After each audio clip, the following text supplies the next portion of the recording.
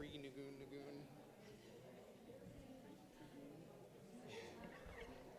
Ada preguntas?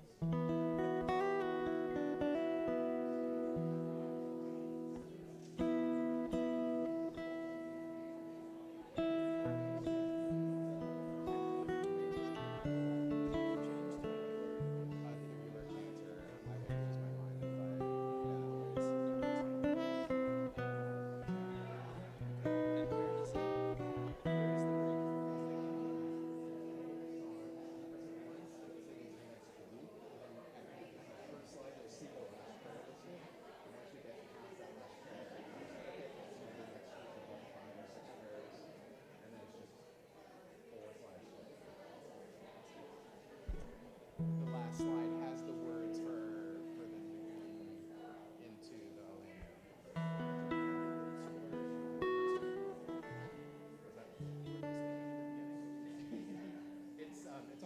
it's written on the stones, yeah.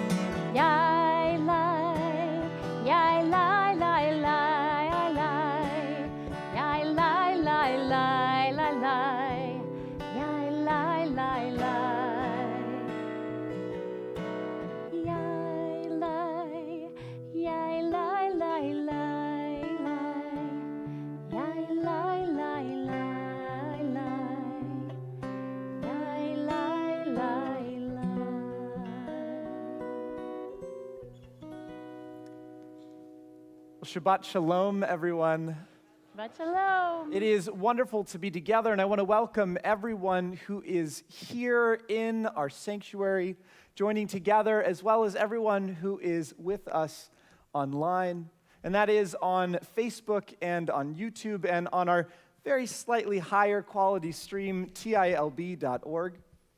And I'm going to jump right away into, you guessed it, some housekeeping. So, first and foremost, if you are joining us online, I invite you to switch over to tilb.org, where you'll find not only that slightly higher stream, but you'll find a chat box on that website as well. So if you go to tilb.org, you click on the very top of the website, you'll see a button for live stream. If you switch over to that stream, then when we get to the later parts of our service, and not now, but at that time, we ask for names both in our healing prayer and our prayer of mourning. You'll be able to offer those names in the chat. We'll be able to have them here in our sanctuary. Another little bit of housekeeping, and that is that according to the Los Angeles County Health Guidelines, we are asking everyone to wear masks, even cute masks like that one. And of course, we're asking not just to cover our mouths, but our noses as well. And you may in this moment notice that you are absolutely that I am describing correctly what is happening here. That everyone here is wearing a mask except Bill and Cantor Cooper and myself. That is because very shortly before our service, the three of us took a rapid COVID test, and we've all tested negative, but as an extra precaution, we've cleared out the first couple of rows this evening. Well, we have many different things that we are gathered together for this evening. And so among them, I would like to welcome our bar mitzvah family and Rory and his family. Yeah, there is actually no halacha around not clapping around a service. It's perfectly okay to clap. Some people will do this, yeah. We'll call you up in a little bit to welcome us into this holiday. And a warm welcome to our scholar in residence, Rabbi Bycel.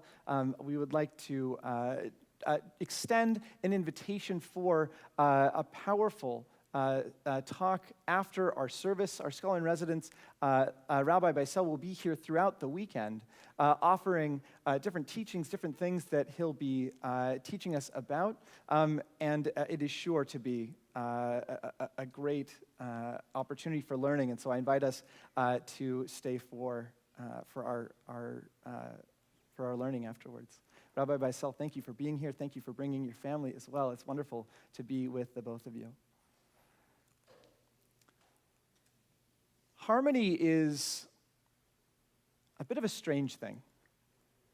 And I think that there is a metaphor there. Harmony is the act of two sounds coming together in a way that adds. Now, it is very possible for two sounds to unite, two sounds to be offered at the same time, and to be very dissonant. To not sound good at all, and rather than adding to an atmosphere, it takes away, or perhaps even removes it entirely. But harmony is the act of offering just the right notes together and at the same time so that one note becomes many notes. A set of notes, a chord, a scale. Harmony builds on to harmony, just in the same way that we in community build our voices on with one another. And so this evening, our focus will be this metaphor for our community. When we are organized, when we are able to be together and to use our voices in alignment, we build and create something beautiful. This evening, so too, will we create something beautiful with our music. And this service is going to have a lot of different elements. We are going to find new ways into old prayers. And not every week, but this week on the second Friday of the month, we will be joining 2,000 years of innovation and change and spiritual discovery. And so we will offer tonight new melodies, and some that are familiar, some that we have taken and dusted off and brought back into our kahal, our community. As Rabbi Isaac Cook once said, it is our task to take the old and make the new. And as we bring the old to the new, to make it holy as well. Well, I'd like to turn now to Cantor Cooper to introduce our name, our title, and our intention for our service this evening. Kol HaNeshama means, well, it comes from Psalm 150. It's the 6th verse of that song. And every line in this psalm commands us to praise God in various ways. And the last lines tell us to praise God with all different kinds of instruments. The harp, lyre, horns, drums, everything. Finally, it says, Kol HaNeshama tehalel. Let all that breathes, Kol HaNeshama, let all that breathes praise God. And we are all here together, praising God or the divine in whatever way that you think about that spirit with our every breath. But if we change just one letter, if we change the kaf to a kuf, the word for all becomes voice. And Kol HaNeshama becomes voice of the soul. What an appropriate name for our service tonight as we join all of our voices and all of our souls in song and praise.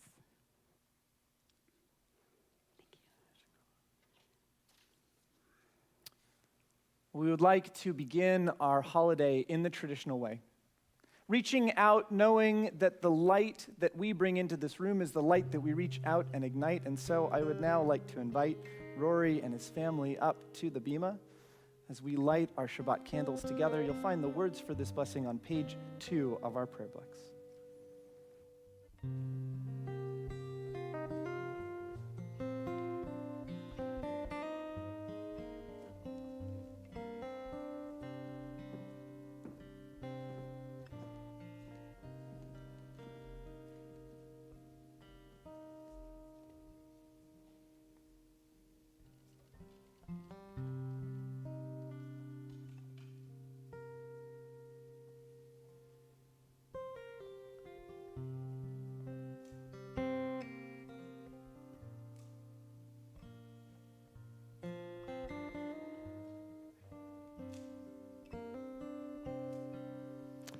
We like to say this is the hardest part of the bar mitzvah.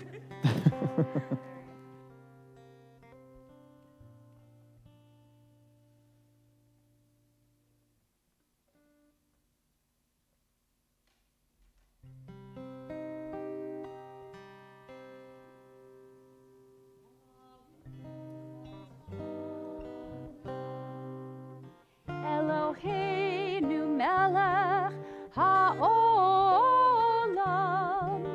asher kiddushanu b'mitzvotav v'tzivanu lehadlik ner shel Shabbat.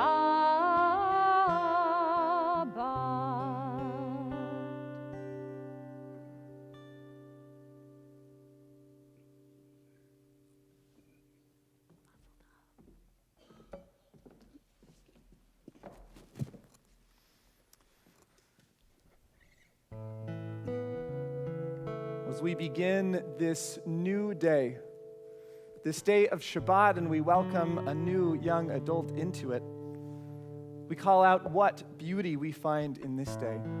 Now, we'll be offering the page numbers throughout our service, but we also have the page numbers set out in a presentation on our... Eventually, it will be there. It's coming from the Jerusalem stone had to come first, and it's coming from Jerusalem. Or we'll offer the page numbers together. Thank you, Sharon.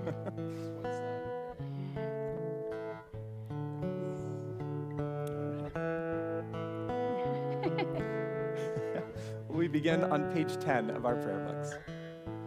Ma yafeh hayom, Shabbat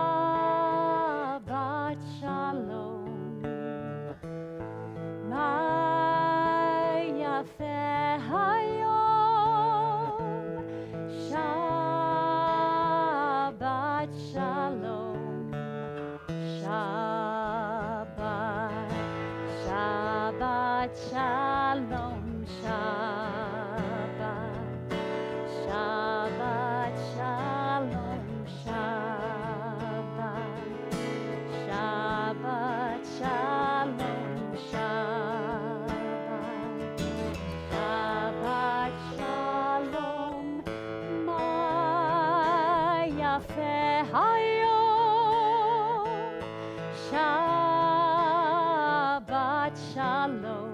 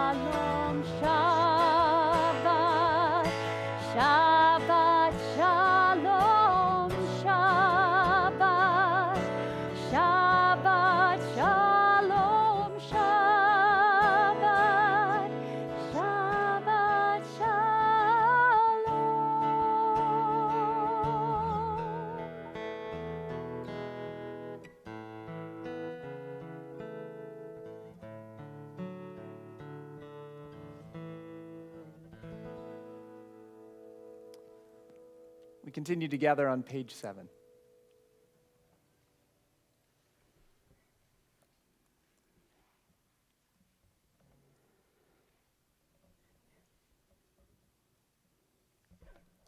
Where has this week vanished?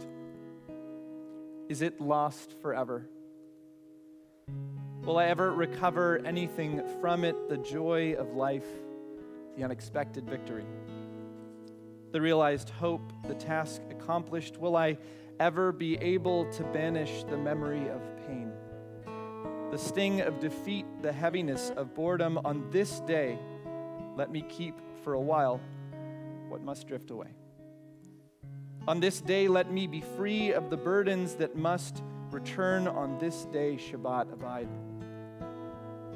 Help me to withdraw for a while from the flight of time. Contain the retreat of the hours and days from the grasp of frantic life. Let me learn to pause, if only on this day, and let me find peace on this day. Let me enter into a quiet world. This day, on this day, Shabbat, abide.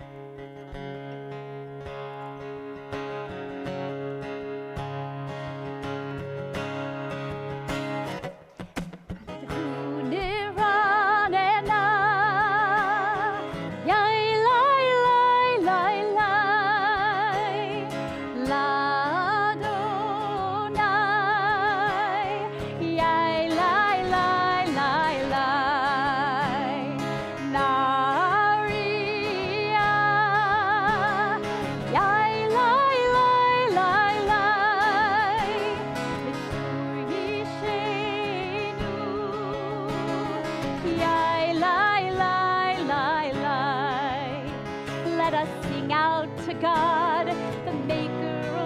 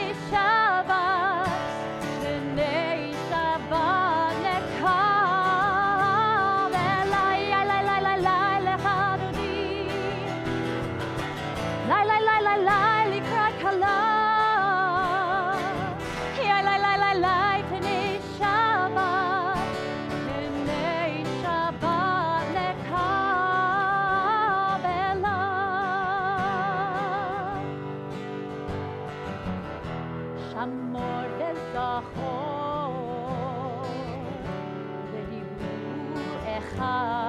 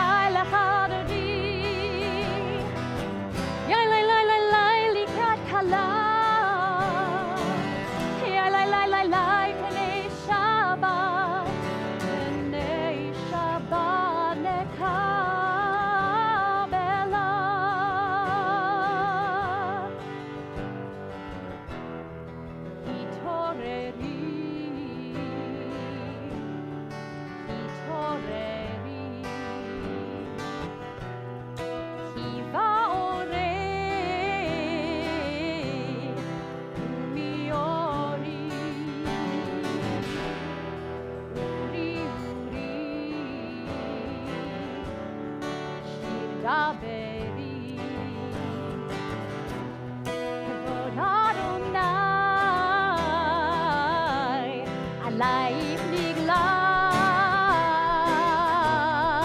yay lay lay, yay lay lay lay lay lecharudi, yay lay lay lay lay likrat kala, yay lay lay lay lay pnei Shabbat, pnei Shabbat lekabela.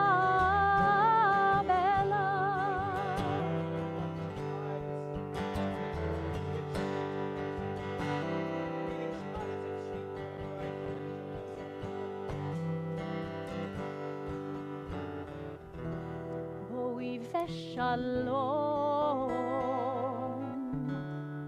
ateret bala, gam besimcha, uvsohola, toch emunei,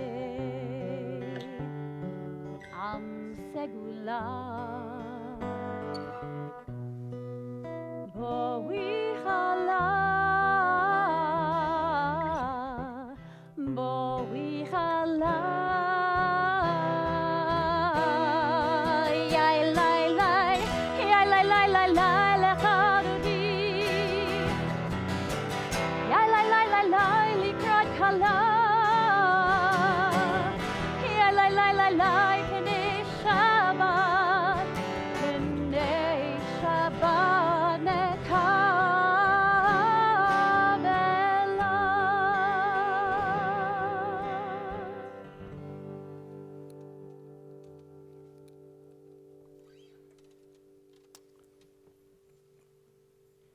What is actually required to have a community together for this next prayer?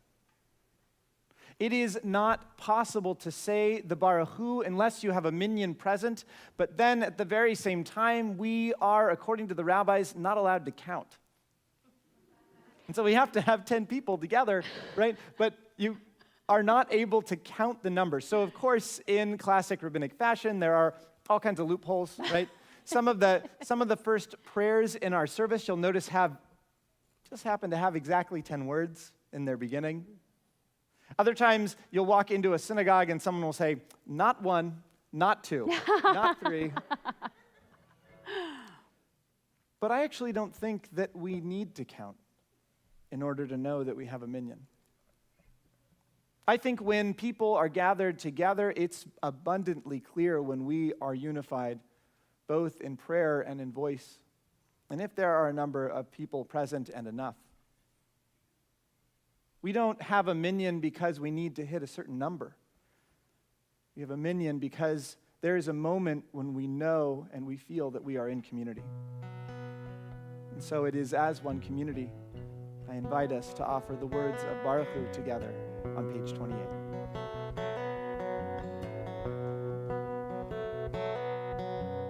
La la la la la la la la.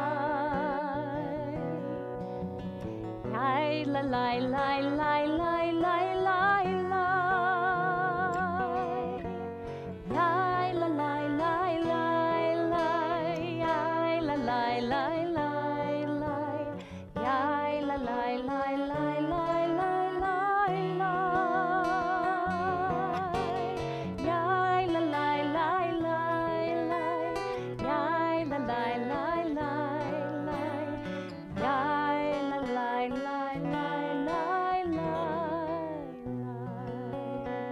la la. Baruchu et Adonai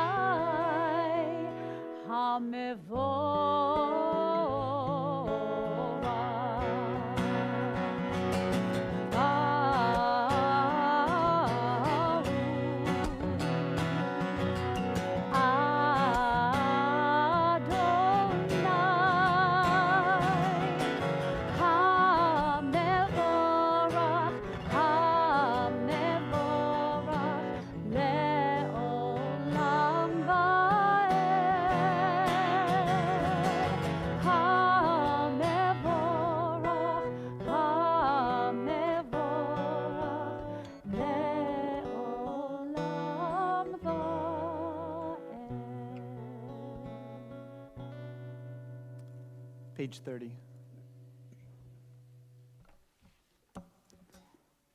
Baruch atah Adonai, Eloheinu melech haolam, asher bidvaro ma'ariv aravim, b'chochma poteach she'arim, uvitfuna mishane itim, umachalif et hazmanim, umisader et hakochavim, b'mishmeroteim berakia kirtsono, borei yom v'layla, golel or mipnei choshech, v'choshech mipnei or, uma'avir yom umevi layla, uma'avdil ben yom uben layla, Adonai tzvaot shemo. El chai v'kayam, tamid yimloch aleinu leolam va'ed. Baruch atah Adonai, Ha'ma'ariv, Aravim.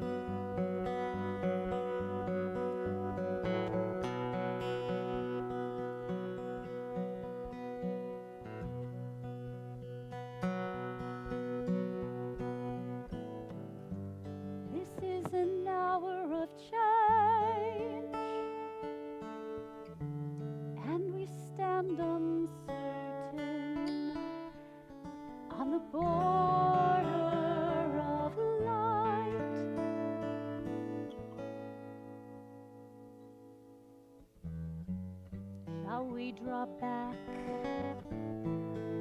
or cross over?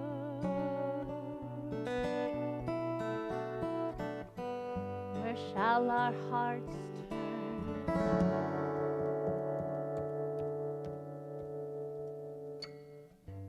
Shall we draw back or cross over?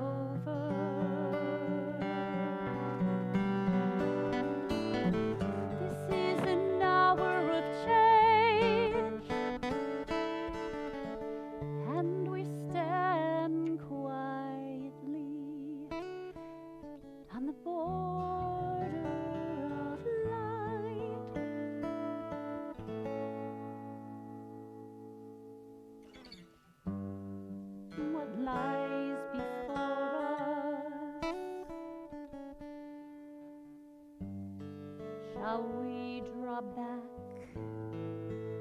or cross over?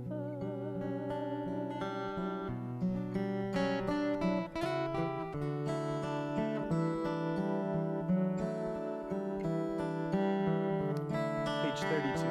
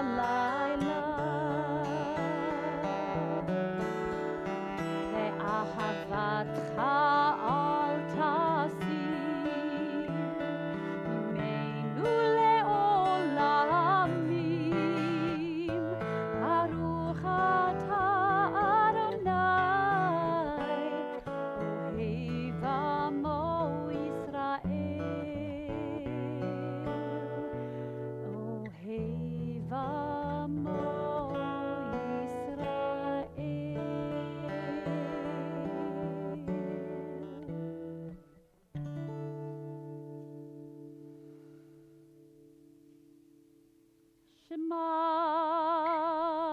Yisrael, Adonai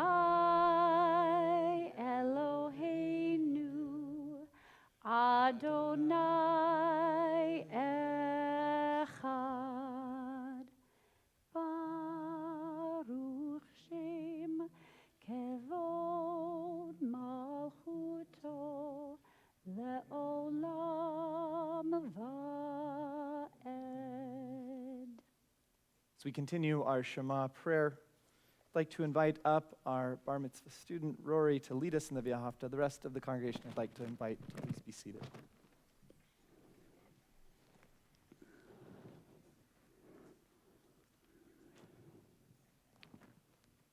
You're going to be awesome.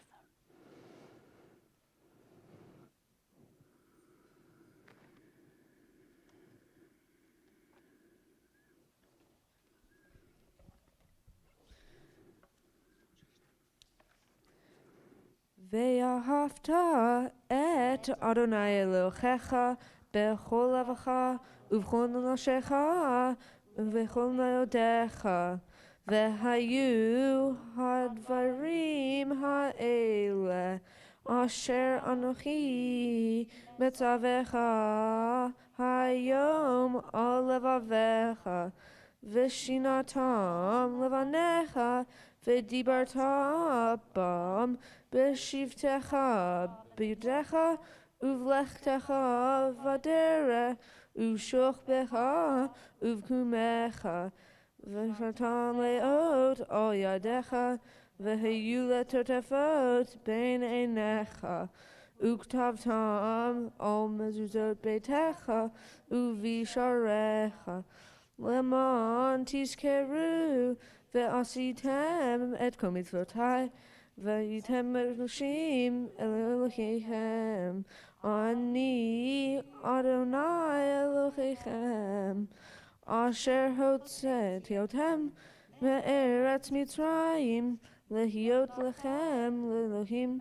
אני אדוני אלוהיכם. Emet. Yasher Koach. Yasher Koach. There is a traditional thing to say. It doesn't translate well. It literally means go straight. But way to go. Rory, thank you for leading us so beautifully and confidently, powerfully in this prayer passed down generation to generation, and of course, to you this Shabbat. We continue now with the words of Micha Mocha. I invite us to turn to page 40.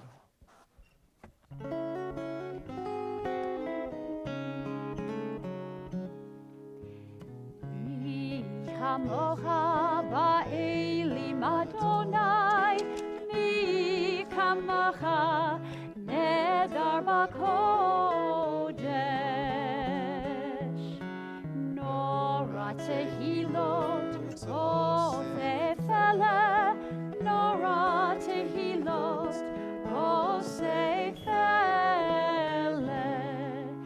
Malechutecha ra'u banecha, bokei hayam lifnei Moshe u'Miriam.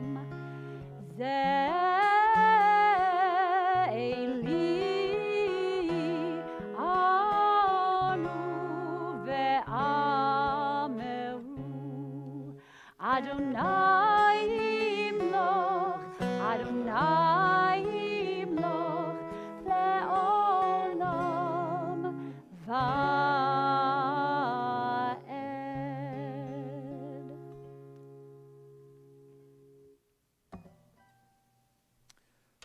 We continue now calling out that different feeling that we get on Shabbat.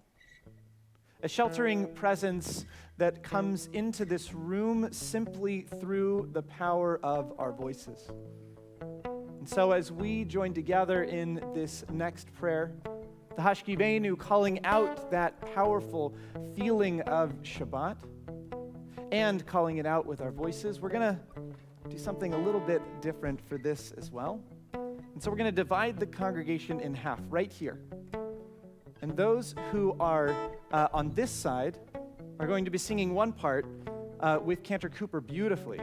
And the side over here is going to be singing no adjective with me, the other part of the round. Another symbol, another indicator, another reminder of the power of harmony and the ability for it to transform any space into one that is holy. We continue on page 42.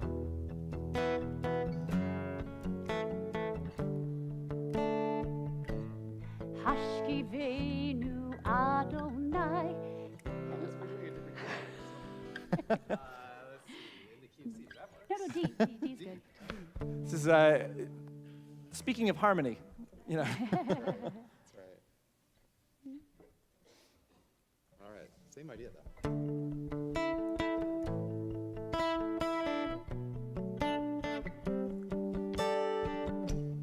Hashkivenu Adonai, Eloheinu leshalom, v'hamidenu shomreinu lechaim. Hashkivenu Adonai, Eloheinu leshalom, v'hamidenu shomreinu lechaim.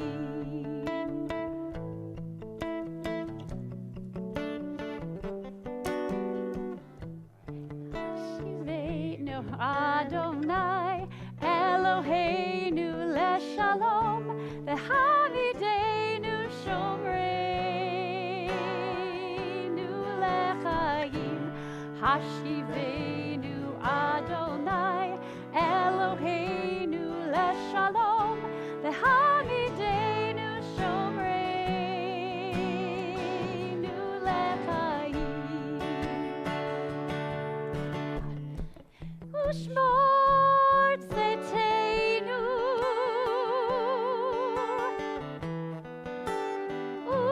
uroeinu, lechaim u'shalom, me'ata ve'ad olam.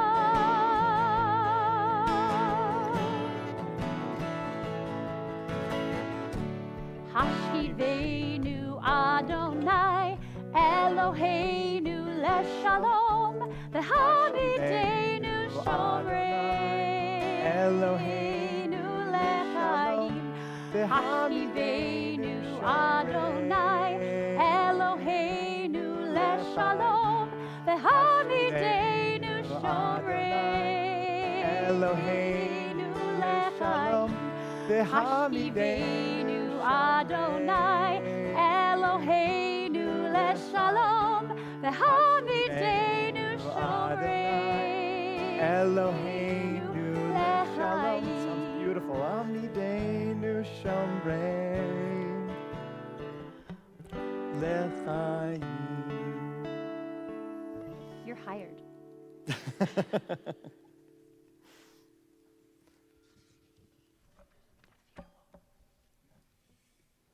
Adonai svatai tiftach ufi yagid tehilatecha. We rise in our own way, in body and spirit, to add our unique voice to the universal chorus, expressing praise to the source of all life. After our tefillah prayer, we'll experience an extended moment of silence to offer the Amidah on page 46 or the words of your heart.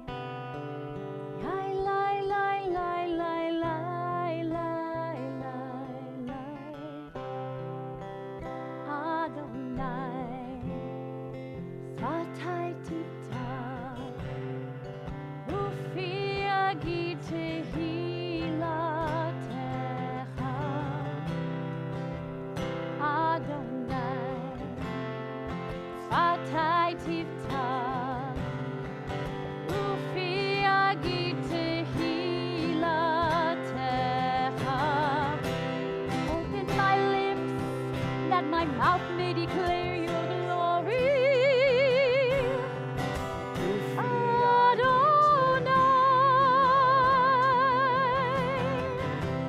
Open my lips that my mouth may declare your glory.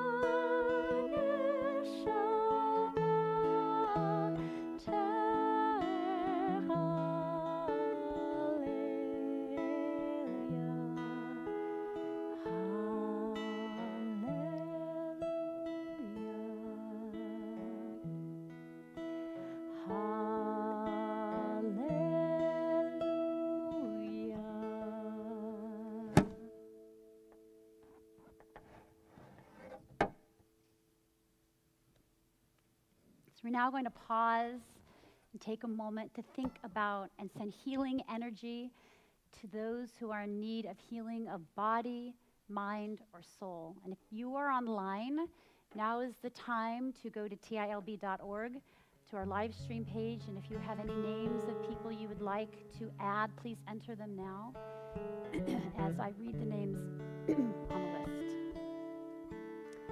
Our hearts are with Miriam Elisheva, Colleen Carver, Darren Hammer, Steve Gratch, Laura Bleiberg, Bob Bender, Wendy Bender, Dorothy Kay, Joshua Kay, Marlene Sanchez, Lori Gerstmann, Renee Simon, Art Levine, and Charlotte Axel, Bob Wallace, Leah Pask, Burton Gifford, Kim Gifford, Jordan Gifford, Brandon Berry, Marcella Gersh, Randy Holbert, Wade Chernick, Sandra Chernick, Don Kaiser, Ellen Sinaga, Barbara Weiglin, Yaakov Ben Eliyahu Veyehudit, Erwin Spiegel, David Randall,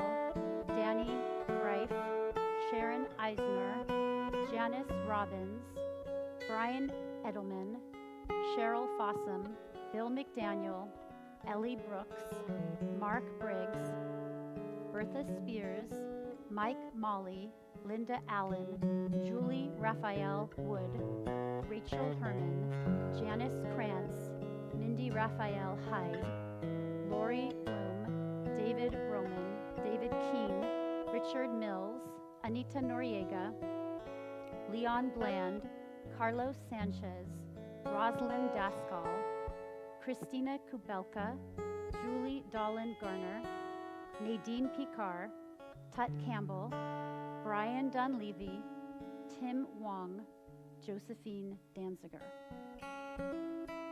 We add Kay Levy,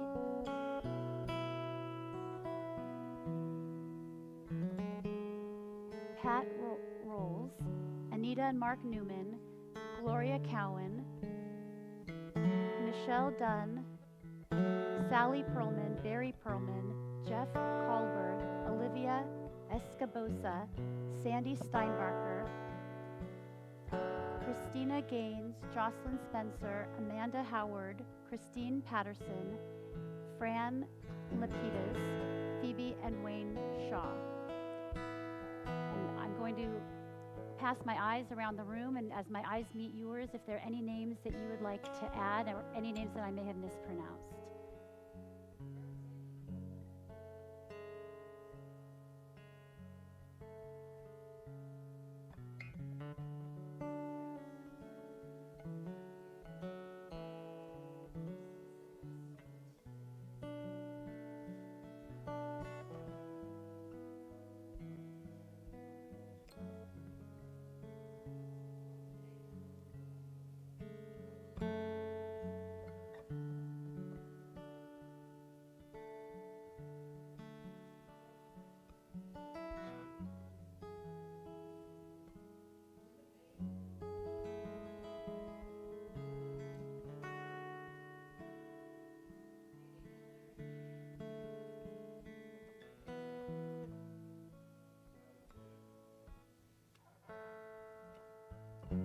Take all those names into our hearts. We sing together from page 253.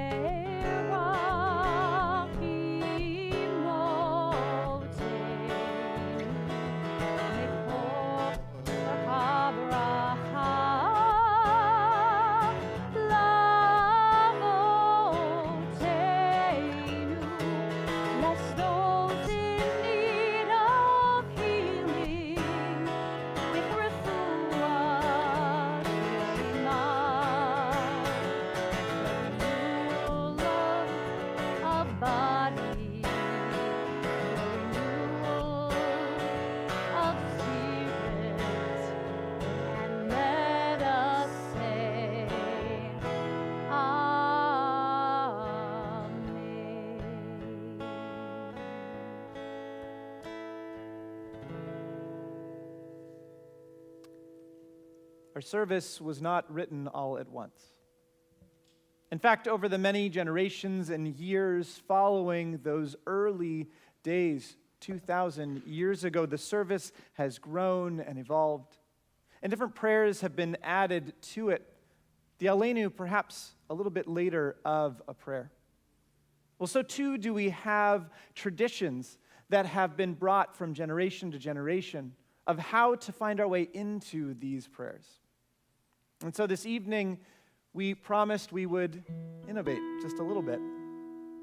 And one of the ways that we innovate again is taking the old and making it new so that the new can become holy. There is a tradition of chanting in our congregation, in our community, and in our history. And so for this next prayer, most of it will seem quite familiar. But we'll get to a moment in our Aleinu prayer where we'll stop. We're actually going to close the ark and offer a line that comes to us in the Aleinu, offering the words Ein od milvado, that those before us have held on to. The idea that there is nothing but holiness, perhaps nothing but God in this world, if only we can open our eyes to see it. And so, when we get to that place in our prayer, again, we'll close the ark, and we'll join together in that melody that might be familiar for some of us at this point in our service.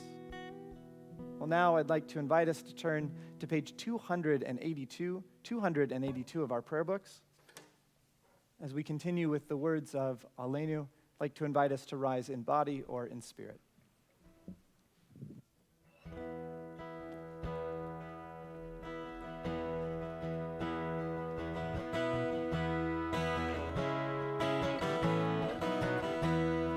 עלינו לשבח לאדון הכל, לתת גדולה ליוצר בראשית, שלא עשנו כגויי הארצות, ולא שמנו כמשפחות האדמה, שלא שם חלקנו כהם, וגור עלינו ככל המונם.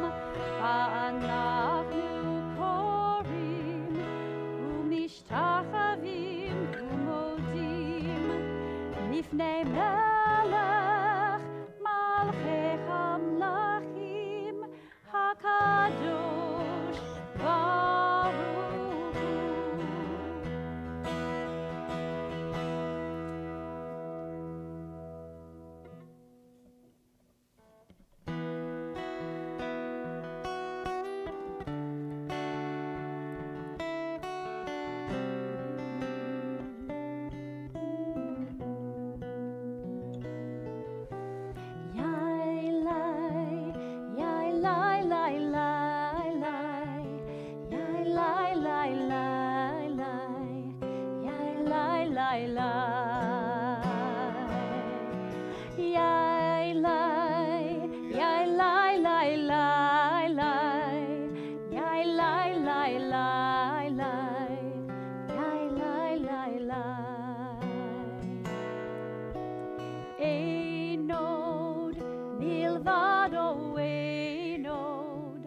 Milvado Adonai, hu Elohim. Ein od milvado, ein od milvado Adonai, hu Elohim. Ein od milvado, ein od milvado Adonai, hu Elohim. Ein od milvado, ein od milvado Adonai, hu Elohim.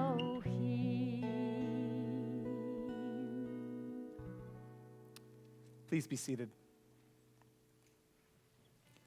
Well, our thoughts now turn to those in our community who have died in recent days or in this season in years past.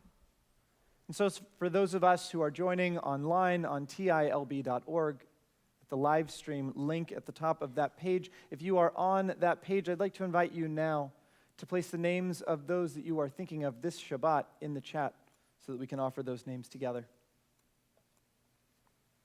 Well, together, we are in a period of Shiva and Shloshim, marking the 7 and 30 days after the death of Ralph Mindus. And we mourn with those near to Ralph. We mourn with Jane and Ronnie and Ellen. And we mourn with those near to Giteli Mizrahi. We mourn with Ariella and Mark, Raquel, Hannah, and Amanda. And we mourn with those near to Adele, Loretta, Mihan. We mourn with Jonathan and Lynn and Sarah, and Gillian and Max. We mourn with those near to Alan Love. We mourn with Willow and Jackson and Nick and Bill and Christina. We additionally mark the yard site, the anniversary of the death of Esther Albin, Dorothy Brill, Gail Chapin, Molly Chudikoff, Esta Lee Eichler, Rose Lager, George Lerner, Robert Licht, Marion Martin, Ida Memo, Jean Meyer, Nancy Morris, Alfred Newman, Elena Ochitl, Marcy Raftenberg, Irving Rosenberg, Benjamin Rosenberg, Rose Rudis, Murray Sachs, Libby Sachs, Lester Shumo, Edith Swider, and Ava Bale.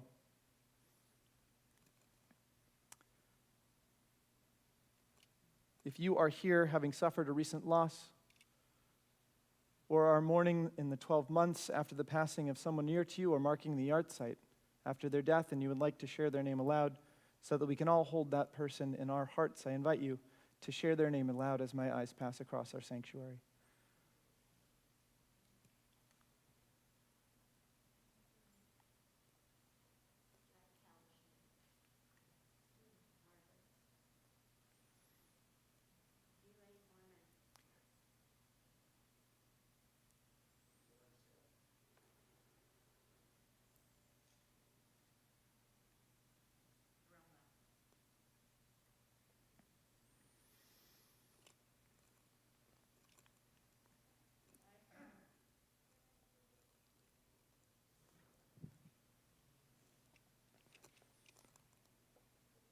We add to these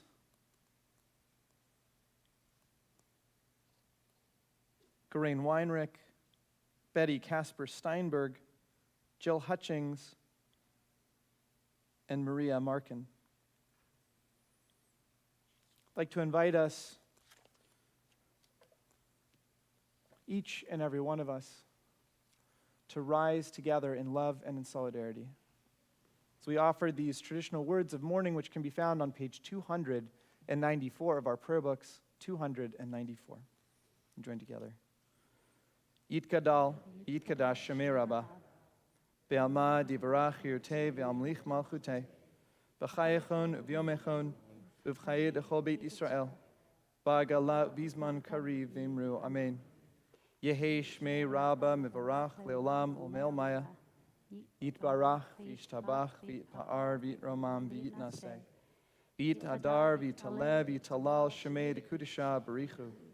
Le'ela min kol birchata v'shirata, tushbechata v'nechemata, damiran be'alma v'imru, Amen. Yehei shlama rabba min shemaya, v'chayim alinu ve'al kol Yisrael, v'imru, Amen. Osei shalom b'mramav, hu ya'asei shalom, alinu ve'al kol Yisrael, ve'al kol yoshvei tevel, v'imru, Amen. Zichronam livracha, may the memories of those near to us always be a source of blessing. I invite us together to say, Amen. Well, as we think about all of the different things that are taking place in our community, there is a tremendous amount that happens in a week. I'm always amazed when we hear the announcements and I think, wow, that was 1 week. I'd like now to call up Steve Gordon, our past president, to offer some announcements. The rest of the congregation I'd like to invite to please be seated.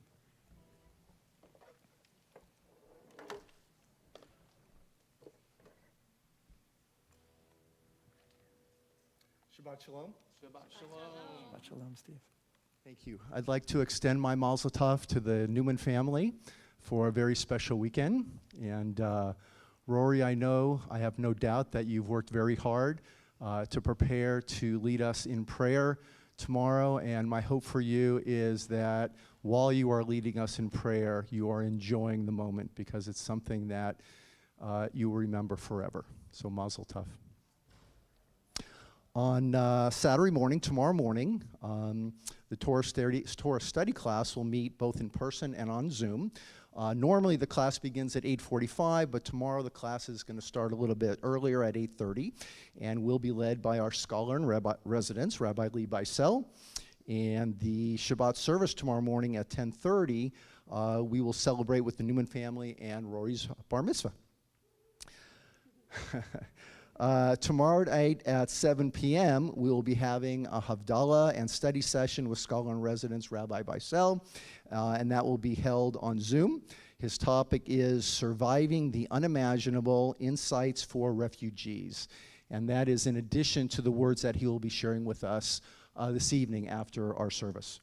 On Monday, October 11th, this Monday at 9:45, begins a new Joys of Jewish Learning class, the New Testament study from a Jewish perspective. Our men's minyan discussion group meets every Tuesday at 9:30, and you may contact Alan Lillian if you are interested in participating in that group. This Wednesday, our social justice book group will be meeting at 11 a.m. They are starting the discussion of a new book, which is called So You Want to Talk About Race by Ioma Oluo. A lot of vowels in there. Ioma Oluo. The group meets every other week, and you may contact Jared Golden if you are interested in participating in that group as well. This Thursday at noon, we will be beginning another Joys of Jewish Learning class, Narratives of Reconciliation and Reconnection in Genesis, with Rabbi Robin Funberg. This is a 3-week class and is available on Zoom. And if I may, I'd like to also put in a plug for our Joys of Jewish Learning program in general.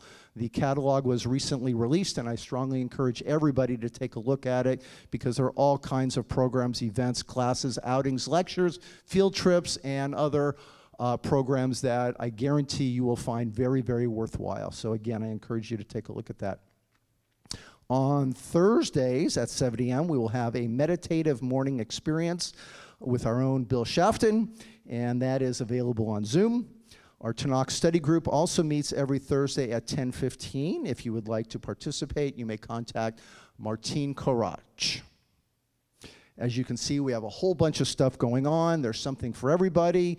If you ever have a question about any of the programs or anything that we are doing, you may contact the temple office, and everyone will be happy to help you.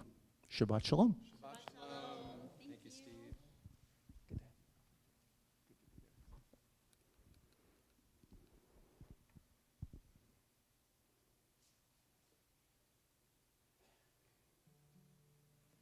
Well, we are about to conclude our service, but we are not concluding our evening. In fact, services originally were set and put together so that we could set intention and we could elevate the project of learning. And so I invite all of us, after we sing our closing song, we'll have just a moment to get things set up, and then I invite us to learn together, as perhaps there is no greater holy project than discovering more of what we can learn of this world and how we can act in it. Let's join together for the words of O Javo on page 353. Page 353, I invite us to sing together.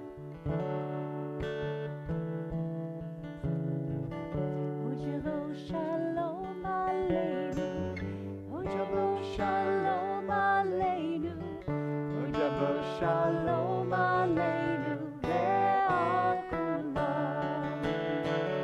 Ojavo Shalom Aleinu. Ojavo Shalom Aleinu.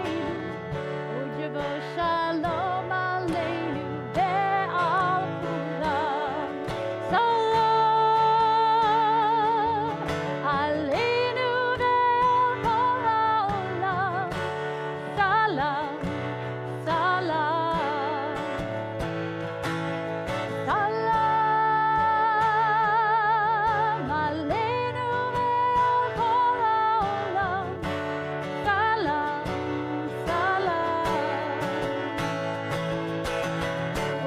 Shalom Aleinu, Ojabo Shalom Aleinu, Ojabo Shalom Aleinu, Ve'al Kulam. Ojabo Shalom Aleinu, Ojabo Shalom Aleinu, Ojabo Shalom Aleinu, Ve'al Kulam. Salam Aleinu ve'al kol ha'olam. Salam, salam. Salam Aleinu ve'al kol ha'olam. Salam, salam. Shalom Aleinu, Ojabo Shalom Aleinu, Ojabo Shalom Aleinu, Ve'al Kulam.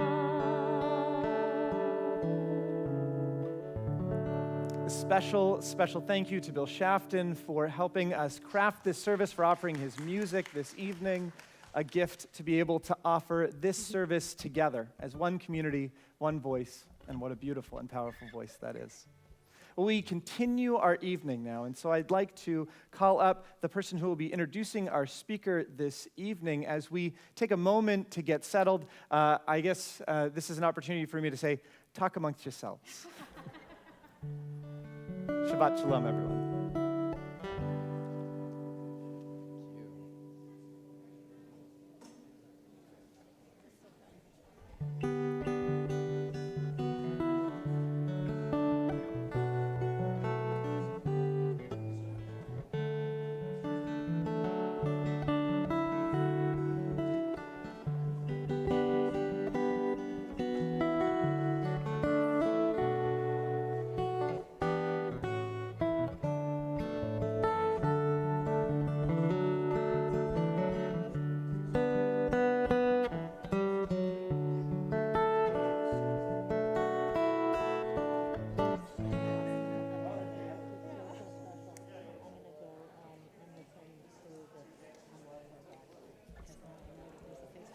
There you go.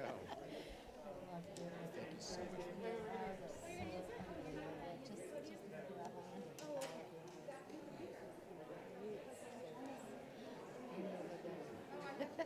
Nobody like you. It's great to see you. Thanks for spending time with us.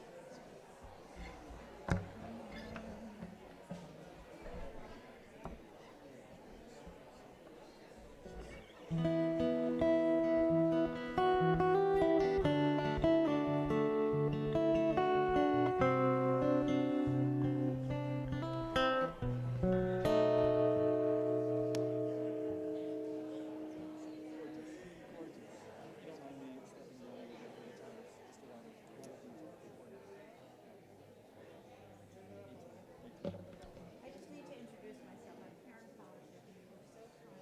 Father and still. You called a couple times. You offered your hearing. And I just wanted to say hello and meet you and say how much I appreciate it. See, okay, yeah. Which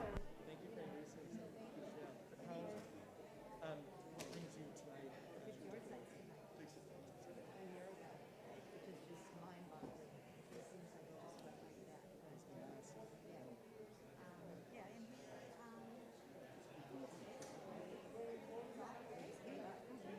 I don't mean he gave up. It was a pandemic, and we sat at, I don't know if he was Rosh Hashanah or Yom Kippur, and Ruth Bader Ginsburg died. And he Wash your said- feet. Sorry.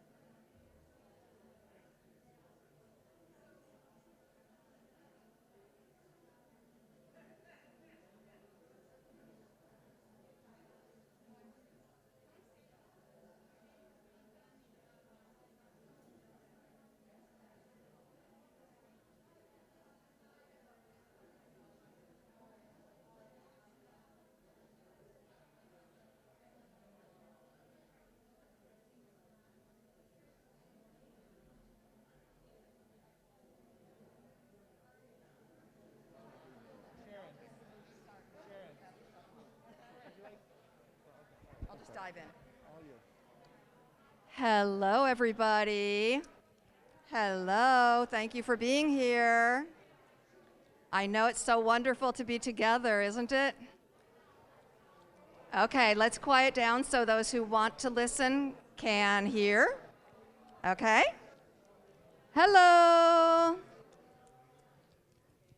Thank you so much.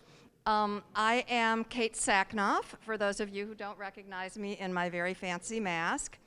And I am here tonight to represent the Social Action Committee. Our chair is on a well-deserved vacation right now, maybe watching.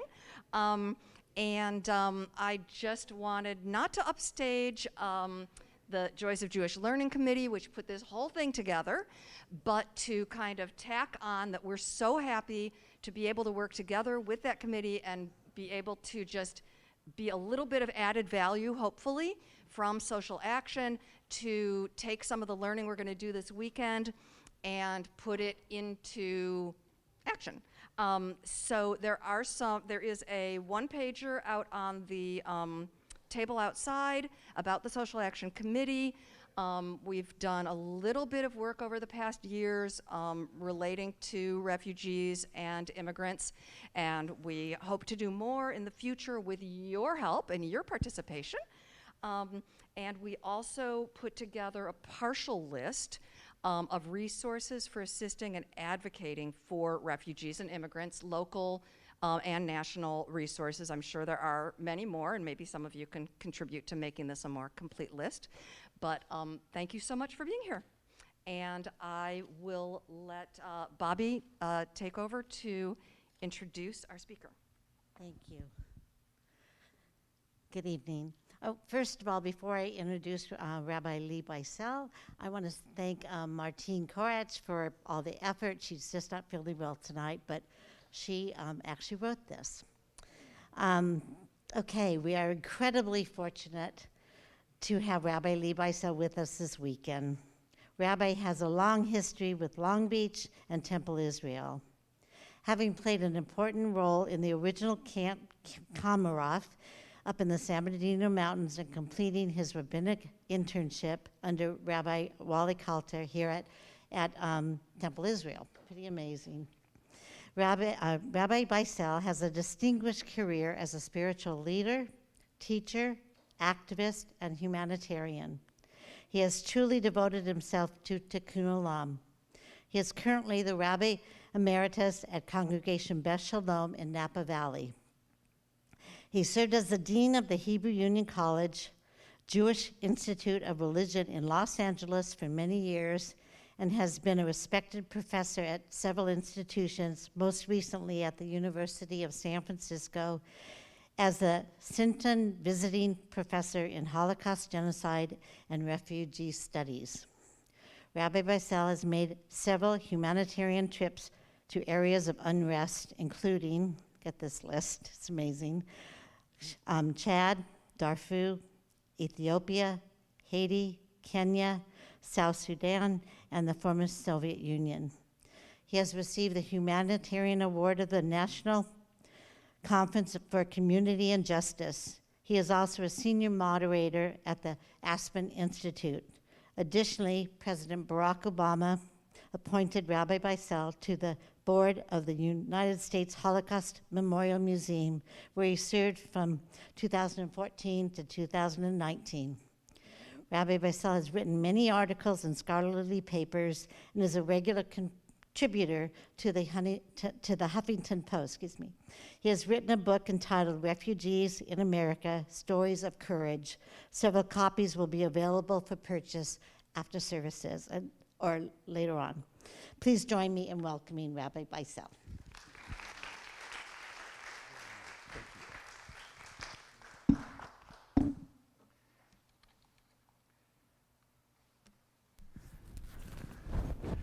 Thank you very much. It's great to be here. I'm allowed to take out my mask because I took the COVID test and I didn't have COVID, right? No, I don't. No, I don't. I'm thrilled to be here, and I appreciate the welcome and the introduction. And so tonight I'm going to divide this into 4 parts. And the first First, I just have to tell you what a beautiful service. It's great to see this congregation under the leadership of Rabbi Fox, whose family I've known for a long time, back in the old days at the Brandeis Bardeen Institute, and Scott and his brother of blessed memory. Just wonderful memories. And Scott, it's great to see you leading this wonderful temple, Israel. Cantor Cooper, I so much enjoyed your music and the service and everything that went into it. And I have to tell you, I wouldn't be here without Sharon Brown. Sharon Brown, I think we set this up originally about 20 years ago, and it's just that we had all kinds of things, and finally we got here tonight. But Sharon, thanks so much for sticking with it, for bringing me here, and for your graciousness in every way. It's really appreciated. So, first part is context. Scott, I just said many nice things about you. They'll tell you later. Yeah. Terrific. So the first part of tonight is context, and I hope you'll forgive me for this, but I do have to say a few words. So there's an African proverb, because tonight I'm very much thinking about what our discussion will be, and you heard from the list, I've spent a fair amount of time in sub-Saharan Africa. I also just want to say one other thing. I want to welcome, there's so many dear people, but I also just want to mention the Aranas, David and Cindy, who entrusted their son Justin to me many years ago on a trip to Darfur. And I remember I told them before the trip, I'll bring your boy back safely. And we were lucky to bring him home safely, but that's another story, and thank God. And he's doing great work in Mozambique with his water project. Keep it up, Justin. It's wonderful. Judy and I are thrilled to be here with our dear friends Jimmy and Nancy, and that they've opened up our home to us as always. And they gave me a good rate, $79 a night. Is that good? It seems fair. A very nice rate, Jimmy and Nancy. And it means a lot. And I see my dear friend, our congressman, my dear friend, your congressman, my congressman too, is here tonight, and so many others. And forgive me, and thinking of Jimmy and Alan, I also think of our other brother I know who's here with us online, Norman from Sacramento. We welcome you in spirit.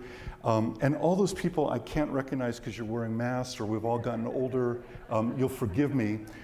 But there's an African proverb, as I was saying, he or she who does not remember where they came from cannot know where they're going. And this is where I came from.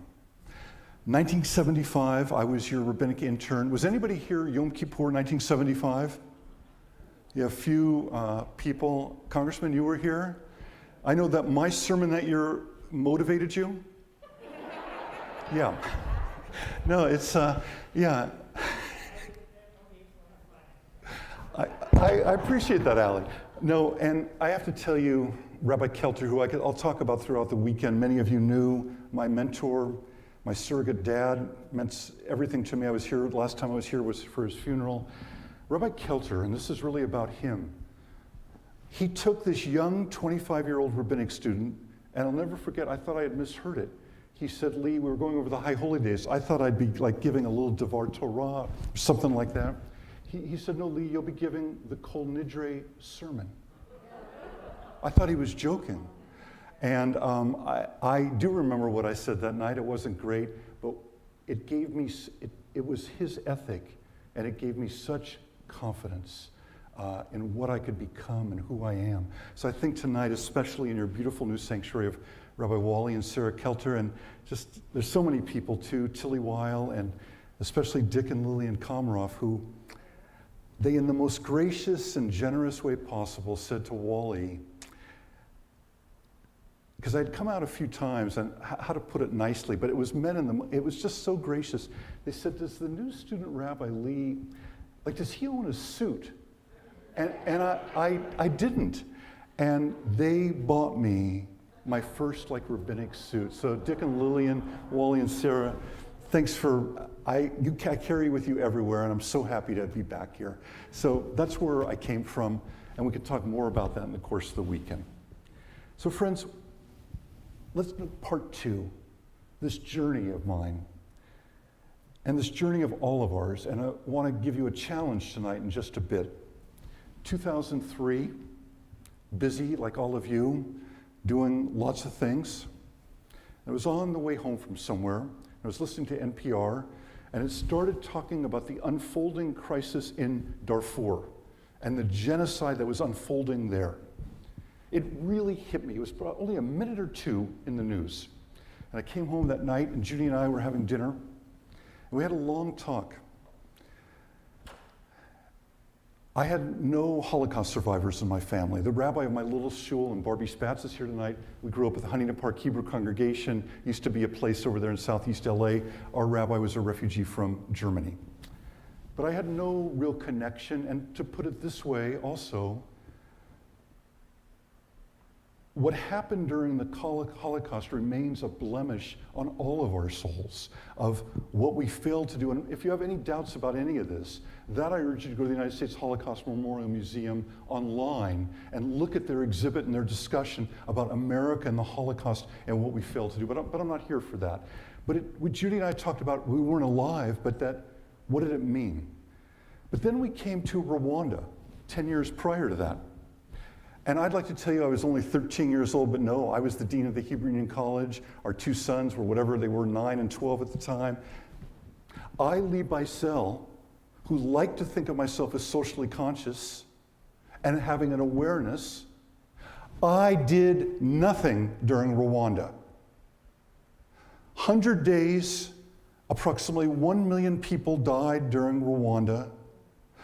I didn't send in $1 to a humanitarian organization. I didn't call our Congress members or our senators or write them letters and say, guys, do something about this. Judy and I talked about it. Long story short, in 2004, I made my first humanitarian trip under the auspices of a wonderful group up in Santa Monica called the International Medical Corps. You don't really know about them because they're not political. They do the same work as Doctors Without Borders. They just are not political and they say nothing. I went with them into eastern Chad. And let me just say a few words about that. So I'm just going to scroll ahead. If I can, if I'm doing this right, or I may be doing it wrong, Sharon, don't worry. I was doing it wrong. We're not going to go through all these images tonight, but I'd like to put this up. This is from a very famous exhibit in Amsterdam at the Jewish Museum there. Sort of this picture of a refugee. And if we had a lot of time, I'd ask you, what do you see here? What does it mean to leave your home? What does it only mean to be carrying your rucksack? And here is my challenge for tonight. Yeah, this is a talk. And I'm going to be talking about my book, and I hope you'll be here for the conversation all weekend. But here is my challenge for you tonight, because there has to be a challenge. My challenge is I want you to imagine, if God forbid, we were all told that, I can't, okay, stop, can't come any further. I'll break all the COVID, I'll ruin everything, screw things up again, I can't tell you that. What if we were told right after services that we needed to walk up to the 405 and we were done with our lives here? You and me, yeah. Some of us older, some of us younger, some of us spouses aren't here, loved ones aren't here. That's really what happens to people. And I'll be coming back to that because I want you to think about that the experience we're talking about happens to be people just like you and me. The color of their skin, their religion, their ethnicity may be a little bit different, but they bleed blood just like you and me. And so I always think of that picture. We'll talk about this over the weekend of what is a refugee, but this by Hannah Arendt. Hannah Arendt, famous Jewish philosopher who fled Nazi Germany. When I was in Chad in 2004, I went there around the High Holy Days. I spent time in 3 refugee camps, Kunungo, Malay, and Omnibok. We'll get to that in a minute. She wrote the following, and I think it's up there on the screen. We lost our homes, which means the familiarity of daily life. And I take every sentence there very seriously. We lost our occupation, which means the confidence that we are of some use in the world. We lost our language, which means the naturalness of reactions, the simplicity of gestures, the unaffected expression of feelings. We left our relatives in Polish ghettos, and our best friends have been killed in concentration camps, and that means, her language is magnificent, the rupture of our private lives. What is a ruptured life? That quote I carry with me wherever I go. And I just want to take you into the world a little bit of 2004, which I went on many trips back. It was on these trips that I learned so much about the human spirit. I saw the best of humanity in the humanitarian workers, the people who sit out there and take care of people. And I heard stories about the worst of humanity. The stories you read on the news, you didn't come here to hear them tonight. I'm not going to give you any of those stories. But of what we human beings, I mean, that's the other part. We human beings do to each other. It's not lions doing it to us. It's not people from Mars. Somehow, what is it about our human spirit, or some of us, that we do horrible things to other people and we rupture other people's lives? So this picture, this is in the Kunungu refugee camp. And it is just like that. And these three beautiful little kids, I saw them walking. People come and live in tents like this. And let me just give you another sense. This is one of my favorite all-time pictures. I hope you can see it. So these kids, and people often would say to me, by the way, and those of you who know me know I use humor a little bit, but the people I know the best, they would say, Lee, well, like, what did you do when you were in refugee camps? Like, what could you do? Sort of a little bit insulting, but lovingly, and I appreciate it. I sat and listened to a lot of people, and during the day when I could, when it was safe with the kids, I went out and I played with them. No toys, but I had them chase me. I used to be younger, I was thinner, I could run around in the sub-Saharan desert, and we had a great time. And I wish I had pictures to show you tonight of their mothers, because most of the fathers were not there, they're dead in Darfur. The mothers came with them, living in tents with them in this area of Chad. So with these three kids, I'll never forget them. Look at those smiles. I played the old game. You've done this with your kids, your grandkids, your friends' kids. You know, the hide the rock, or you put a penny or something, and which hand is it in, right? You've done that trick. It's not just unique to me. The girl on the left, I did it 25 times. She got it right every time. My hands are pretty big. And then I said, boy, she's not going to get me every time. I put my hands behind my back. She got it right every time. So here's why I do what I do and what these kids motivated me to do for many years after, and I will always do, because especially here in the Jewish community, we too were dispossessed. We too were the most vulnerable. It's in our blood. I do it for these kids and for that girl in particular. Why? She's now a grown woman. She's in her early 20s. That girl, in the right circumstances, she could become anything in the world. She could become a great doctor, a great scientist. She could be a Nobel Prize laureate. More importantly than any category I give her, she could become what she wants. But here's the sad part. That girl is probably living in the same refugee camp that I was last at about 12 years ago. She's probably still living there with an intellect beyond understanding, an intuition, and an emotion. And finally, just to give you a sense of how people live, that's the inside of a real tent. A mother and probably 5 or 6 kids living there, and you see some nice blankets and nice colorful things. The only things that come with people are what's on their back, what they can carry with them. And to go in these tents and sit and meet our brothers and sisters from other places of the earth greatly informed me and deeply inspired me about the human condition. Now, just a few other things, so we're not going to go into that tonight. That's another thing. I'm going to just introduce you to 4 people in my book. And as we do that, we go to the next section. Why this book? Did the world need a book from me? I doubt it. But this book started about 5 or 6 years ago in conversations with some people here and others.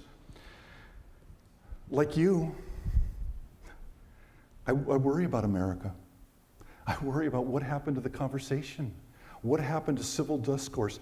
And I, for one, and Ali, I say this in your presence, there's very few leaders like Alan Lowenthal in this country that are based in values and courage and who you are, Ali.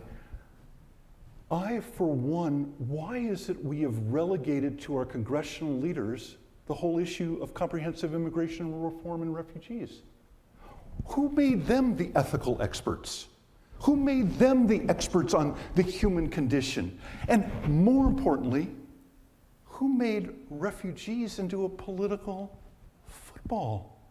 This is a human issue. This is an issue of what does it mean to be one of 80, 90 people, a million people wandering this earth tonight?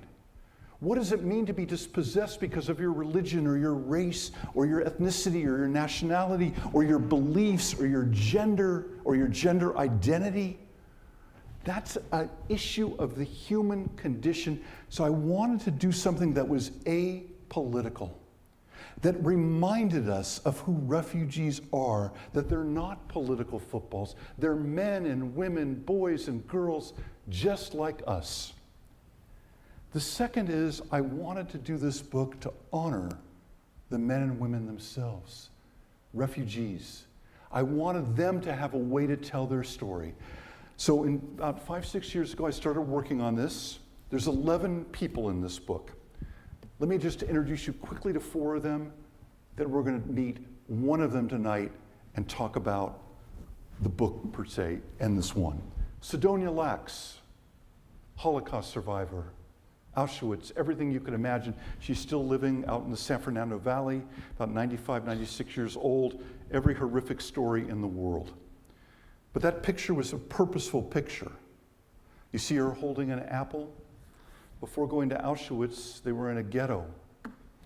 Her last memory of her dad was when her dad said, "My dear Sidonia, I hear there's apples on the other side of the ghetto. I'm going to go get my daughter a fresh apple." He never returned. So Sidonia, in all of her teaching, and whenever she talks about the Holocaust, she gives out apples as a reminder of that story. Sidonia Lax, Malk Olamosh, Syrian, lives in Atlanta, came here with his parents. He lived through the nightmare that we read about in the paper or on the news. What strikes me about Malk, again, is his resilience, is his courage, is his ability to go on. And this man was one of the people, of the many I interviewed. The way I shaped the book, I'm the narrator. I let their words speak for themselves. They tell their story, I weave it together. So Malk, in his chapter, tells us about life in Damascus, tells us what it was about to be a middle-class family in Damascus and the world turning upside down, fleeing to Jordan, and ultimately coming here to America, where he is now settled in Atlanta. Dang Jankovic. Dang from South Sudan, one of the men we call the Lost Boys of South Sudan that we started bringing over here in early 2000, 2001, led by first President Clinton, then President Bush. We saved them. What did it mean to be a lost boy? He walked 1,000 miles in 1 year as a 9-year-old boy, although he doesn't really know his age. Dang now lives in the Midwest with his wife and 4 kids and is contributing greatly to this country. At another session, either tomorrow morning or tomorrow afternoon, we're going to meet Dang in more detail and hear his words and about what he teaches, the lessons that come from his mouth. This woman in particular, and Bonnie Lowenthal, I'm so happy you're here tonight, because I remember on a chapter of my book when I wanted to talk about Vietnamese refugees and Cambodian refugees, the person you introduced me to and the whole connection. This community played a key role in resettling Vietnamese and Cambodian refugees. Vanny Loon, Cambodia, came here. She survived the horrors of Pol Pot and the genocide and the nightmare in Cambodia from 1975 to 1979. She lives up in Oakland near me, Vanny. None of these people in my book are famous. I also, to get to a woman like Vanny was remarkable in that Vanny truly lives with demons and she can talk about them. Because do you really go back to normal after 4 years of the horror of Pol Pot, of everything that that demon made of flesh and blood did to human beings? No. But Vanny Loon brings such humanity and courage to everything she is. And the person we're going to really, oh, I guess I didn't put him up there, but you can imagine him, it's all right, we're going to talk tonight about my friend Jawad Kawari, because this is so much in the news, everything about Afghanistan, everything we're learning. But tonight, again, I want to bring us into the human. Who are these people that we talk about? And we always have to remember to go beyond the numbers. Who are these human beings? So actually, bless you, I made a mistake. I said Malk before, and I can't go back. That's Jawad there in that picture. That's my bad. I was thinking of Malk today, but that's Jawad Kawari back in that picture before. So Jawad, born in Afghanistan in 1988. Now, Afghanistan, we're not here for a history lesson tonight, but it became a modern state in the 18th century, and to put it bluntly, Afghanistan, except for maybe a 30-year period at one time, has had nothing but cirrus. Political, economic instability beyond belief. And so he's born into that in 1988. As you may remember, what two major superpowers have lost long-term battles in Afghanistan? The United States and the Soviet Union, okay? So the Russians came in 89, another long journey that didn't end well at all. Jawad is born into that. And by the way, just to add, to be very clear, one can give all kinds of political, economic analysis, social analysis. What's the bottom line? This figure may be slightly off, but ain't much off. Where does 70 to 90% of the world's heroin come from? Afghanistan.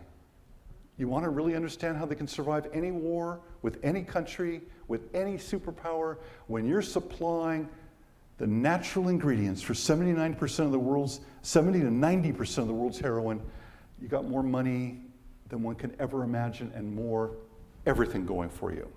So Jawad, I apologize to Malk, and Jawad, I apologize to you if you're listening in. So Jawad and his family, he's born in Afghanistan. He doesn't remember this, but his parents have told him. They flee in 1989, when he's 1 year old, to Iran. And here's the nature of what I tried to do in this book to bring these people to life.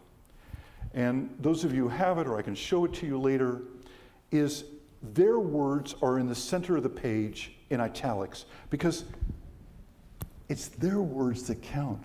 I'm just privileged to know them and bring their stories to life. So what does Jawad say? Before I turned age 30, I had moved so many times in my life, too many to count. I relied on people my father had to bribe, on friends who helped, on strangers who took us into their homes. Even today, living in the United States, I've never put one picture on our apartment walls. And here, I'm going to finish what he says here. After meeting with Jawad and Tzadika in Little Kabul in Sacramento, they had nothing on their walls. And I came home and said to Judy, God, we got such nice stuff in our basement. On my next trip, I want to offer to bring some of our stuff. I called Jawad. I'll never forget what he said to me. He said, Lee, thank you so much. We don't need any of your things. I really appreciate it. We have our own things to put up on the wall, but we can't afford it. Because we, God willing, will move from this little apartment one day. We can't afford to pay the repairs on taking the nails out of the wall. So the title of his chapter is Empty Walls. Jawad and his brothers and sisters, his parents, they go to Iran. They end up settling in Tehran. And in Tehran, he's a refugee there. He's recognized by the UN High Commission on Refugees. And they start with nothing. They're persecuted in Iran for being Muslim, from being Afghani, but it's their only way of surviving. They come back to Afghanistan in 2003. Right after we started being in Afghanistan, they come back. So listen to his words about his return. Because what I try to do here in the book, people do reflect on the horrors, but I wanted them to reflect in depth about their life, about who they are, about the fabric of things that you and I can relate to, that we wonder about. How does a family pick up and go? How does a family pick up and come back? So listen to Jawad talking about coming back.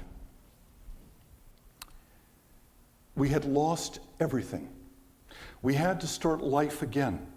My father said that we must go to a city, that I must go to college and study so that I could make my own future. He felt strongly that if he took us back to our village, it would mean we all would become farmers. That is not what he wanted for us. By the way, that thread of get an education, there's very few refugees I've ever met anywhere in the world whose parents aren't telling them, get an education.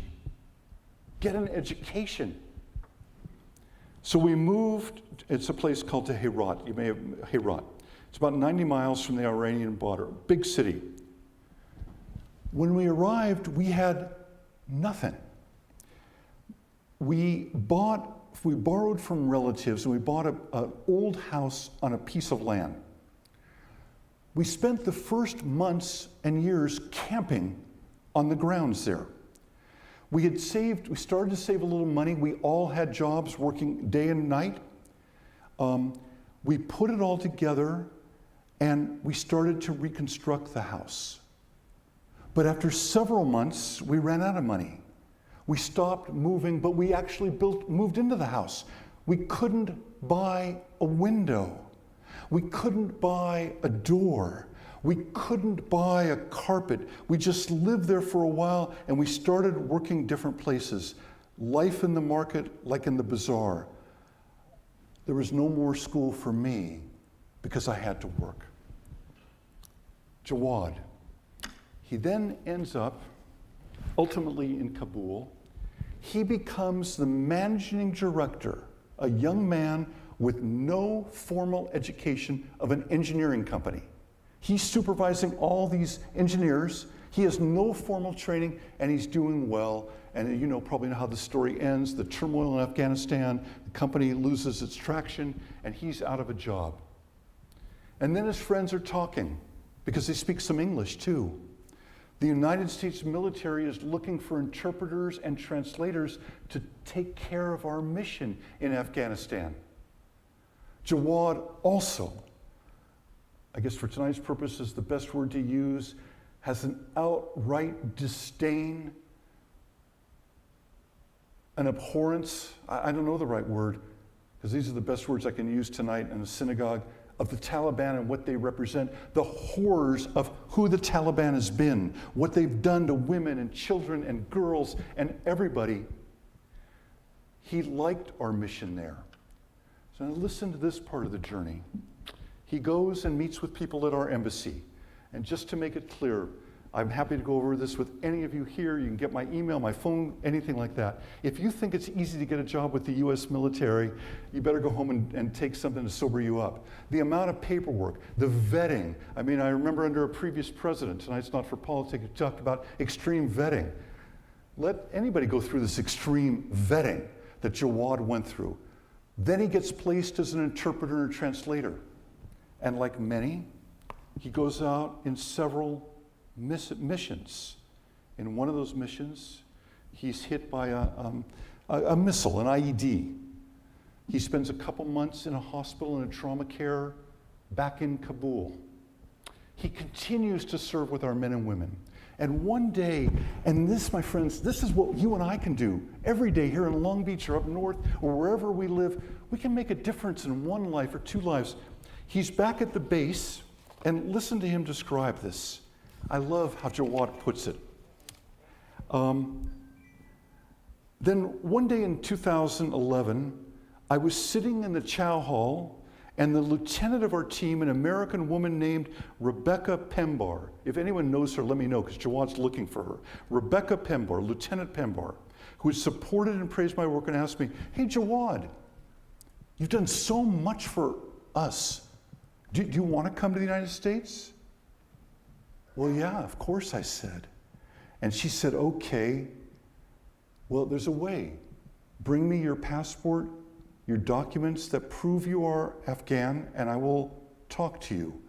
I couldn't believe it. I gathered everything and submitted it to her. She had written a recommendation letter for me, a special immigration visa, which you hear all about in the news. And we sent everything through email. It would be a long process, but this was the beginning. Now, to make this real, in the meantime, the Taliban had found out about me through Facebook and discovered that I was working with the United States military. They sent a warning letter to my home. It said, we found out about your child. This went to his parents. Your boy is working with the United States military. He has to stop. He must back off.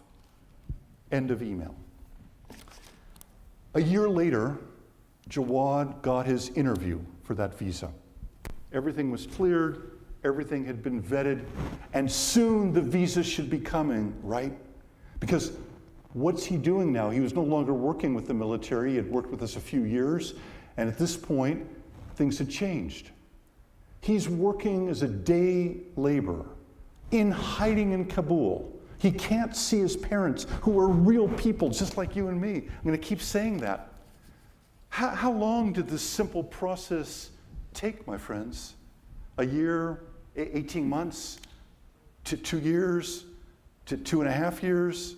4 years he waited to get approval to come to the United States. 4 years. He gets married right before he comes to Tzadika, who I also have the pleasure of knowing. They have twins now. She gave birth a while ago. Listen to his reflection about leaving Afghanistan.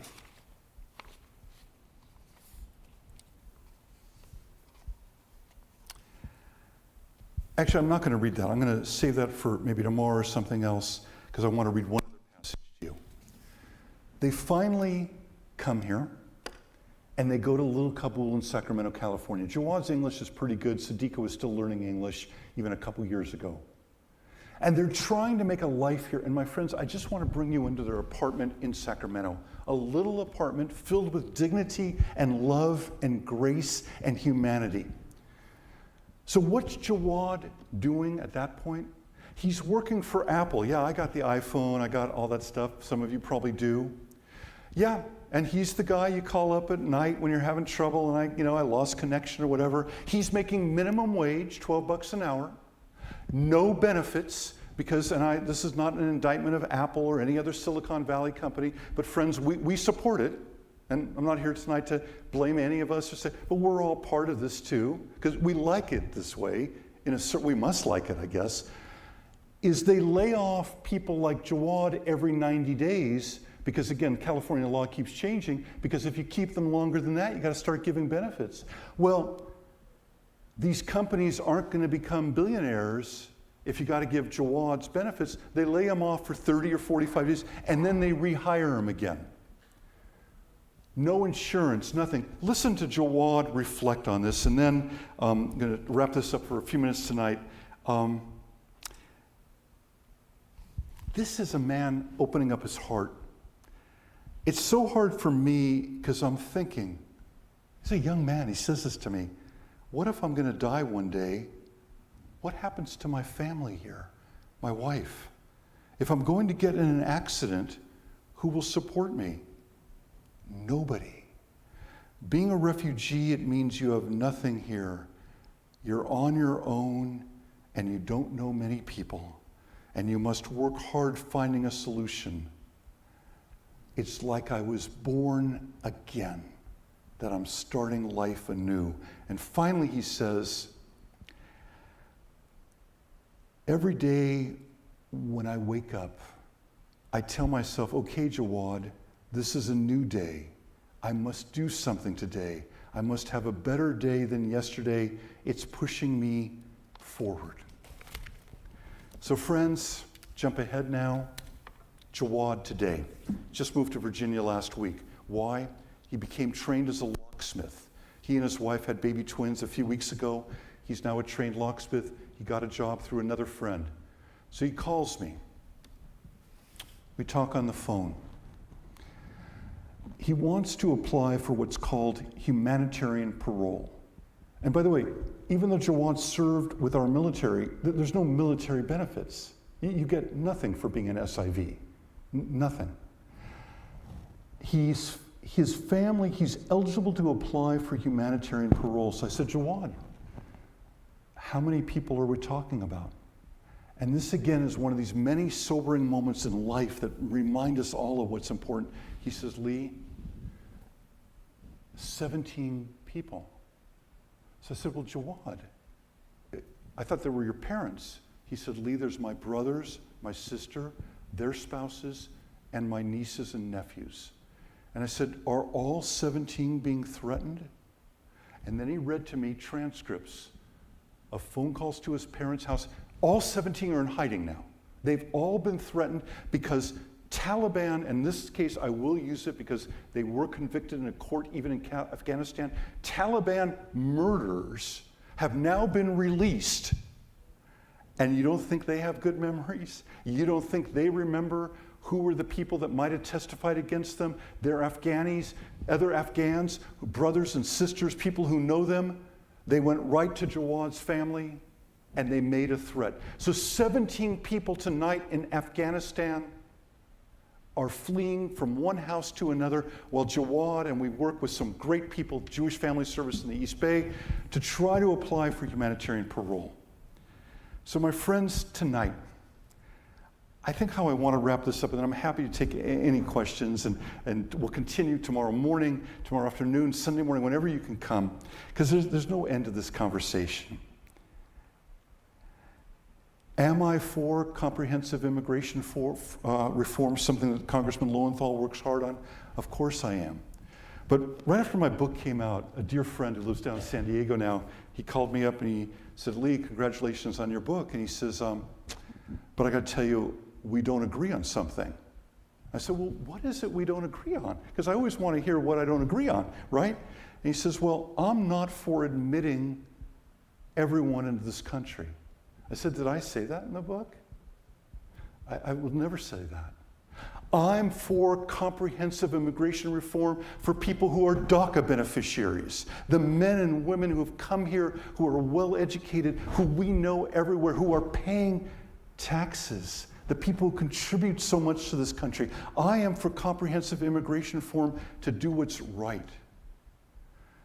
We need a sensible plan that's based on human dignity, that's based on ethics, not open doors. Regrettably, that isn't the world we live in.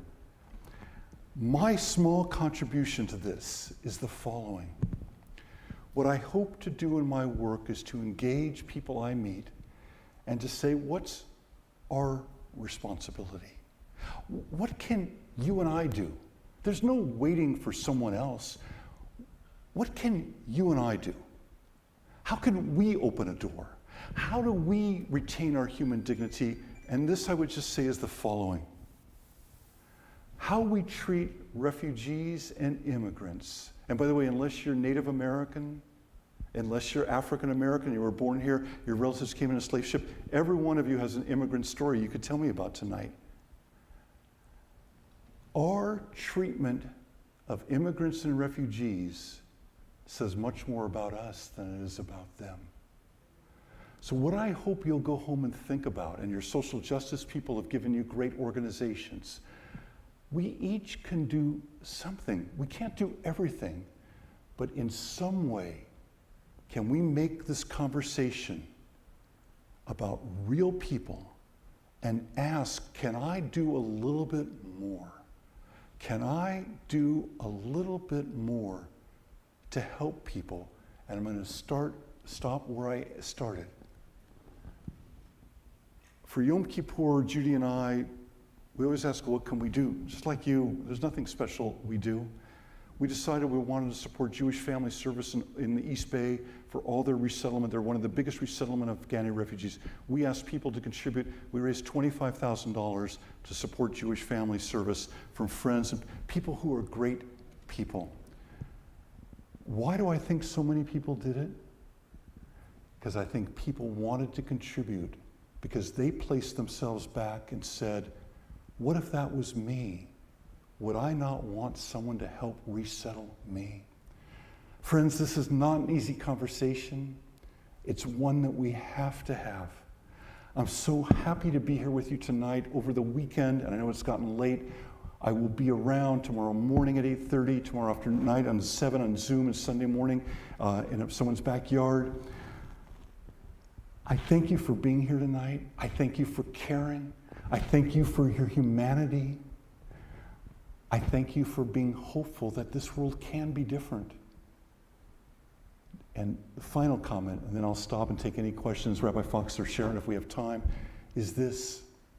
You remember the belief Rabbi Kelter had in that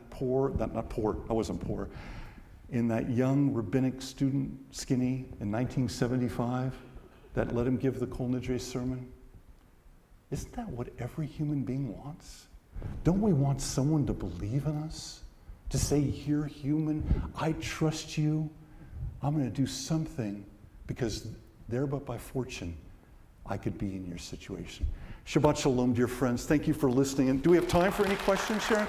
So Sharon's saying yes. Wow. So anybody have any questions? Anybody would like to ask anything tonight? Yeah. How did I meet the people in my book? Great question. How did I meet the people in my book? And that's maybe a great way of, it's gotten late and all that stuff, is to tell you, we all have to use different parts of our lives to make connections. So I'm pretty connected to the humanitarian world, okay? But two other things got me a long way. In the Christian world, with organizations like World Relief, being a rabbi means an awful lot. A lot of respect for that. So World Relief, a great resettlement, there's 9 major resettlement organizations. Our voice at the table is HIAS. And just to say a word about that, if that's okay. HIAS used to be Hebrew Immigrant Aid Society. That isn't their name anymore, by the way. It's HIAS. And what happened to them? They realized about 25 years ago, in general, their job of resettling Jewish refugees was pretty much done. They could have made a decision to go out of business. They said, that wasn't our core mission. Our core mission is resettling refugees. So HIAS is one of the 9 players in American resettlement. World Relief is one of the Christians. There's great groups. So I networked with a lot of the Christian groups. Then with certain people, I've had the privilege, the honor of moderating seminars at the Aspen Institute. Most people have no idea what the Aspen Institute is, but it sounds important. That got me into some doors. A lot of doors was just follow-ups, talking, favors, like with Bonnie Lowenthal, who actually introduced me to a woman led me to a woman from El Salvador, actually, that I may talk about at some point. But is that remarkable stories and connections and people who said, I want to introduce you. But I'll give you one of the hard examples, Vanny, the woman from Cambodia. I got to her social worker. First, I had to go down to the agency. I had to be vetted by the social worker. And I think what gave me currency, if one can call it, is that I've been there. And I'm not a voyeur. That I was writing this book, I had creds, so to speak, street creds, as young people like to say. I had to be vetted by her social worker in a couple meetings. Then Vanny came with the social worker, her therapist, and we met first together, and Vanny gave the hint, the signal that I was safe for her. So it was making a lot of calls, going around the country. I did interviews here in Southern California, Northern California, Atlanta, Houston, all over the country to get to the right people. And there could be thousands of people in this book. There's 11. I wanted diversity of age, every experience. So oldest is Holocaust, youngest is Darwin Velasquez, who was willing, again, it's a risk. Darwin is 25 years old. He's a DACA beneficiary.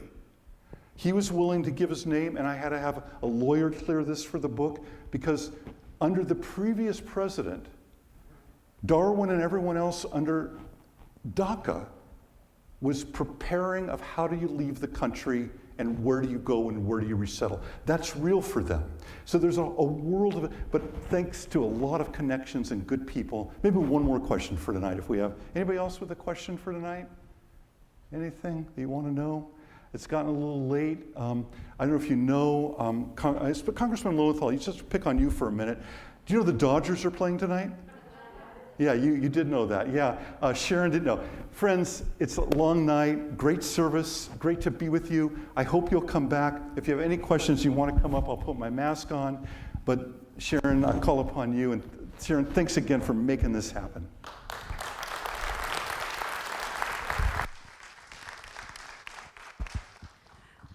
Rabbi Bycel, thank you so much for such an inspirational presentation this evening, for opening our hearts and minds to these very important stories. I want to thank everyone for being here this evening. We do have a really wonderful weekend ahead with Rabbi Bycel with lots of ways to attend, so check out all the details. Special welcome to our Congressman Alan Lowenthal. Thanks for joining us tonight. Always an honor to have you with us.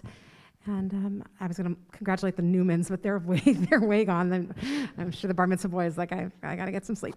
Anyway, thanks again for being here. And we do have Rabbi Bycel's books available outside. We're not accepting payment because it's Shabbat, but we're happy to write a note down and add it to your account if you're interested. On Sunday morning, as noted in the program, Rabbi Bycel will be doing a presentation at a congregant's home in their backyard. If you're interested in attending that, you still may just come and see me, and I will give you those details of the address. All right, thanks again, everyone, and Shabbat Shalom.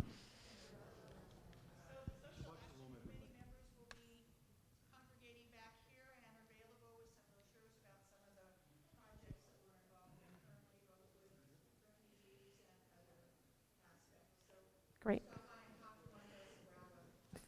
Thank you very much, Andrea. Good night, everyone.